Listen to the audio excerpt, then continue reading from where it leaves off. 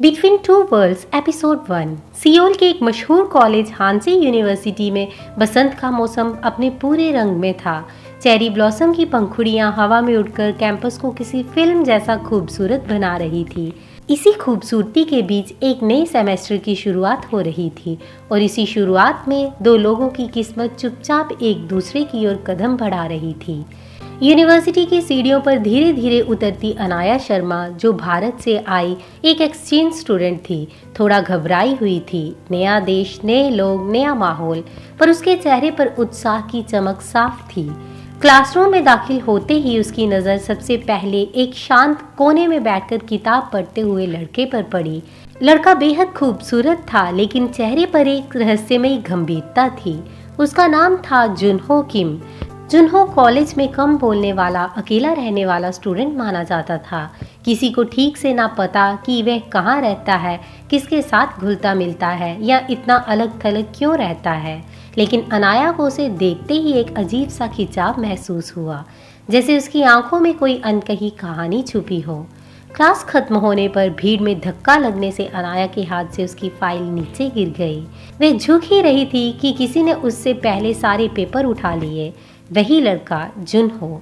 ये तुम्हारे गिर गए थे, उसने धीमी लेकिन बेहद नरम आवाज में कहा। अनाया मुस्कुराई। थैंक यू, मैं यहाँ नई हूँ, शायद थोड़ा घबरा रही हूँ। जुनहो ने एक पल उसे ध्यान से देखा, जैसे उसकी धड़कनें सुन रहा हो। सब ठीक हो जाएगा, वह हल्का सा मुस्कुराया। ये मुस्कुराहट बहुत हल्की थी, लेकिन उसके दिल में कुछ पिघल गया। अगले कुछ दिनों में अनाया बार बार जुनहो को यूनिवर्सिटी के कोनों में, लाइब्रेरी के शांत सेक्शनों में या कैंटीन की खिड़की के पास बैठे हुए देखती। शायद किस्मत या कुछ और, वह उससे हर दिन किसी न किसी तरह टकरा जाती। एक दिन लाइब्रेरी में दोनों एक ही टेबल पर बैठ गए।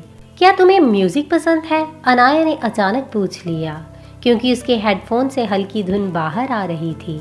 जिन्होंने हेडफोन उतारकर कहा, शांत संगीत, इसमें दिमाग आराम करता है, खासकर तब जब शोर ज़्यादा हो। अनाया हंसी, लेकिन यहाँ तो बिल्कुल शोर नहीं है। जिन्हों की आंखों में एक अजीब चमक आई। कभी कभी शोर बाहर नहीं होता, अंदर होता है। ये लाइन अनाया के दिल में जाकर लहजे की तरह चुभ गई और उसे लगा कि जुनहो में कुछ ऐसा है जो किसी को दिखाई नहीं देता। कैंपस में अचानक तेज बारिश होने लगी और सब स्टूडेंट्स भागते हुए शेड ढूंढने लगे। अनाया के पास छाता नहीं था और बारिश लगातार बढ़ती जा रही थी। तभी किसी ने उसके ऊपर अपना छाता कर दिया। वह जुनहो था। तुम्हें भीगना पसंद नहीं होगा, उसने धीरे से कहा। बारिश की आवाज़, ठंडी हवा और उसके इतना करीब खड़े होने से अनाया का दिल तेज चलने लगा। दोनों साथ साथ बस स्टॉप तक चले। अनाया ने देखा कि जुनहो किसी वजह से हवा की खुशबू को बार बार सूंघ रहा था, जैसे वह बारिश को महसूस नहीं कर रहा बल्कि सुन रहा हो। तुम ठीक हो? उसने पूछ लिया। जुनहो अचानक पलटा। हाँ, बस कुछ चीज़ें मैं अलग तरह से महसूस करता हूँ, शायद तुम समझ नहीं पाओगी।